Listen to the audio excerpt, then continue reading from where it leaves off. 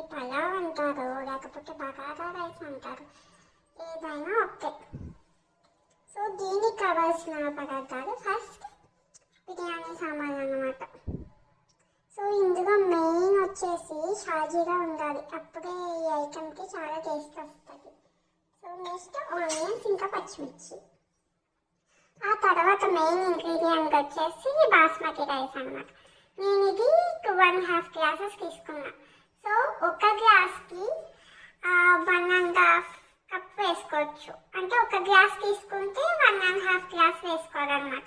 So మీకు ముందు నానబెట్టుకోకపోతే ఫస్టే నానబెట్టేసుకున్నారు అంటే 1:1 వేసుకోవచ్చు. అంటే ఒక గ్లాస్కి ఒక గ్లాస్ ఆఫ్ వాటర్ వేసుకోవాలన్నమాట. సో ఇంకొకటి వచ్చేసి ఆయిల్.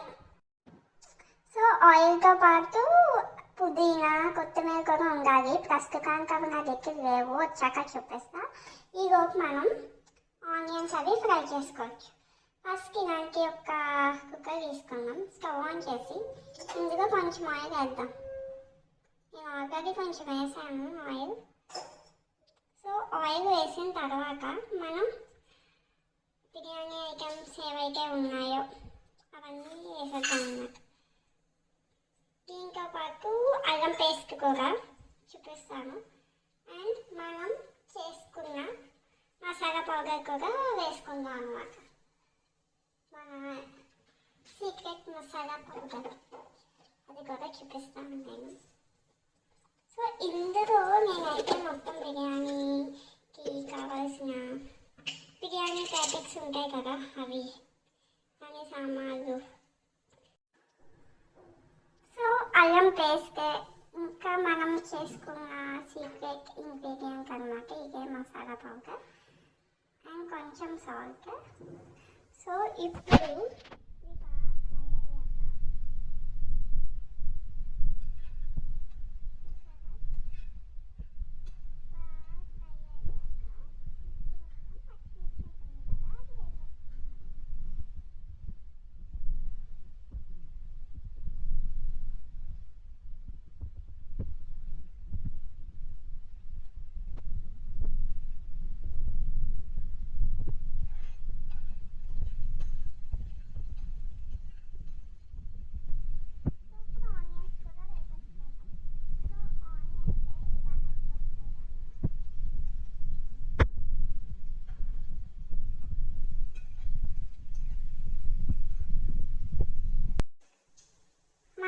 కొత్తిమీర పుదీనా కూడా వచ్చింది. సో ఇప్పుడు ఆనియన్స్ ఇలా ఫ్రై అయిన తర్వాత ఇందులో అల్లం పేస్ట్ కూడా వేసేసుకుంటాం.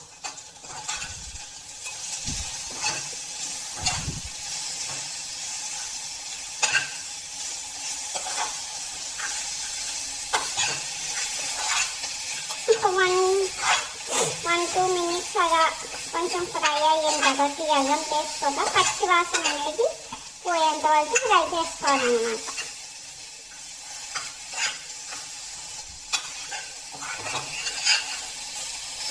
అల్లం పేస్ట్ ఫస్టే వేస్తే కింద అడుగంటుకుపోయి మనకి మారిపోద్ది అనమాట. సో ఎప్పుడైనా ఆనియన్స్ ఫ్రై అయిన తర్వాత అల్లం పేస్ట్ అనేది వేసుకోవాలి.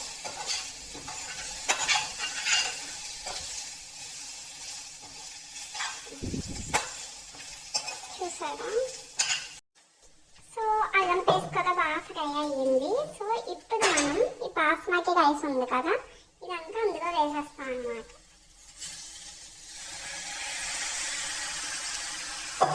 ఇలా వేసి దీన్ని ఇప్పుడు కలుపుకుందాం కొంచెం. ఇలా ఎందుకు చేస్తున్నామంటే ఇలా చేస్తే మనకి రైస్ అనేది పొడి పొడిగా వస్తుంది అన్నమాట. సో మరీ కలిపేకండి, తిరిగిపోతుంది. ఇలా ఒక 30 సెకండ్స్ చేద్దాం. ఎక్కువ కాదు, కొంచెం ఇందులో మనం వాష్ చేస్తాం కదా, కొంచెం చెమ్మంతా పోయే వరకు ఇందులో ఇలా చేస్తే బాగా టేస్ట్ వస్తుంది. అంటే పొడి పొడిగా అనిపిస్తుంది అన్నమాట.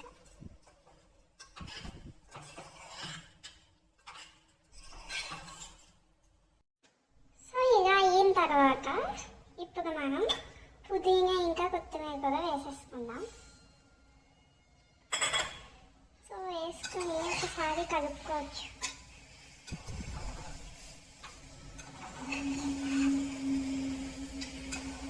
ఇలా కలిసిన తర్వాత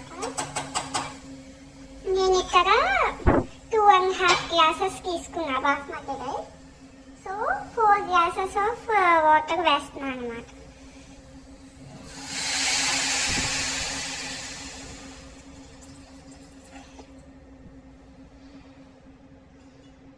ఇప్పుడు మనం సాల్ట్ అనేది చూసుకుంటాం.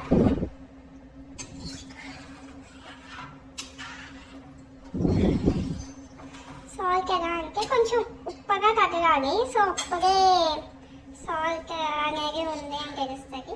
సో ఇప్పుడు మనం చేసుకున్న మసాలా, సో ఇందులో ఇప్పుడు మసాలా పౌడర్ ఇంకా సాల్ట్ కూడా వేసేసుకున్నాము. వేసుకుని కలుపుకొని ఒకసారి సాల్ట్ చూసుకోండి. మీకు సరిపోలేదు అంటే ఇంకొంచెం సాల్ట్ కూడా వేసుకోవచ్చు. సో నాకైతే సాల్ట్ సరిపోలేదు, అందుకే నేను మళ్ళీ కొంచెం సాల్ట్ వేస్తున్నాను అన్నమాట. చూసారా?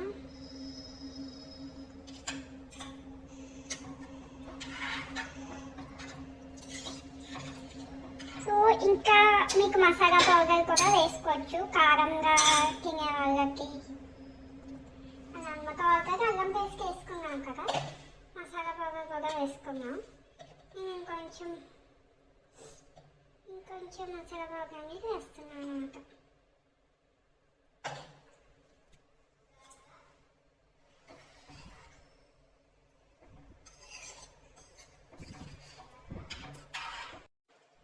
ఇలా మనం రైస్ మూత పెట్టేసుకొని ఫుల్గా పెట్టుకోవాలన్నమాట.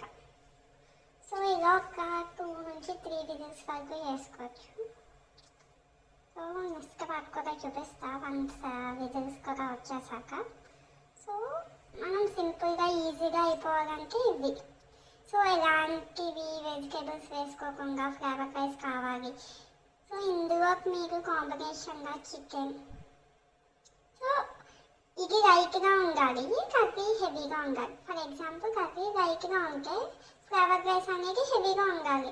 హెవీ అంటే మీరు ఇందులో కావాల్సిన వెజిటేబుల్స్ అన్నీ వేసుకుని ఒక నార్మల్ మిర్చి కసాలంతో తినేయచ్చు, బాగుంటుంది.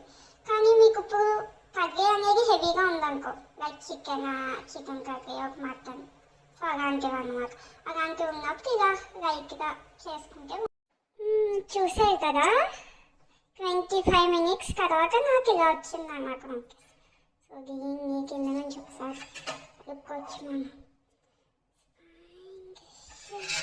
చూసారా కదా, అసలు ఏం కనిపించట్లేదు కదా. సో నేను ఇందాక జీడిపప్పు వేయలేదు అన్నమాట, ఎందుకంటే నాకు ఇష్టం కాదు జీడిపప్పు. కానీ ఇలా రిలేటివ్స్ వస్తున్నాయి కదా, అందుకని వాళ్ళ కోసం. సో ఎవరికైతే జీడిపప్పు అంటే ఇష్టం కాదో కమెంట్ చేయండి. సో నెయ్యి వేసుకుందాం.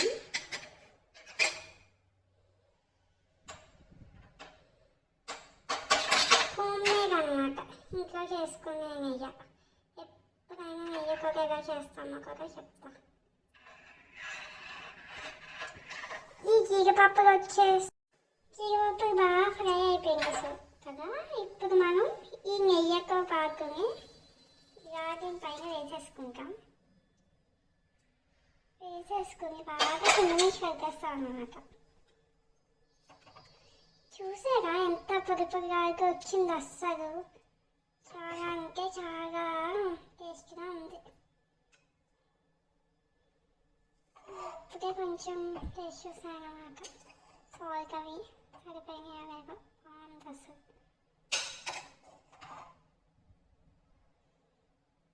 ఇందులోకి చికెన్ లేకపోతే మటన్ కర్రీ చేసుకుంటే చాలా అంటే చాలా బాగుంటుంది.